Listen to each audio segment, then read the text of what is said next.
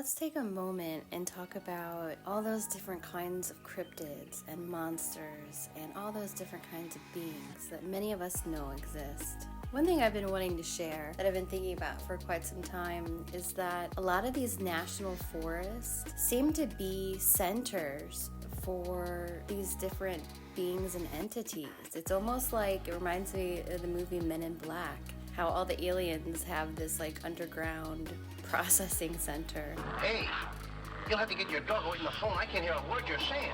It's silly to call me all the way from London just to have your dog talk to me. The guy growls like a wolf.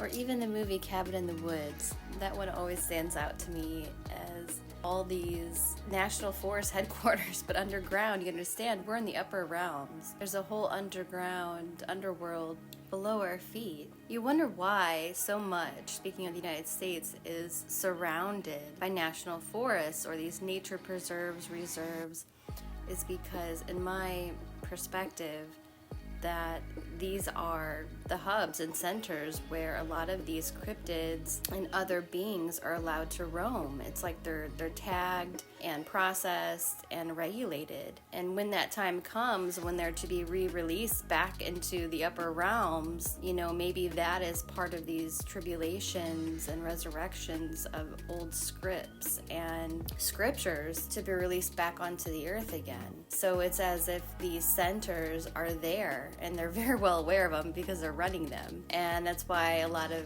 human populations are not tracked themselves for the public. I mean, they're obviously tracked for, their own bases and such, but they're there to protect these other beings and life forms. And that's like, really, it's like a cryptid headquarters, a cryptid national refuge, basically. So of course I thought it was important to talk about because it seems like you don't really hear about other people discussing these things, and I know there's got to be other people that do connect the dots, but these national forests, these government regulated areas are part of these resets, in my opinion.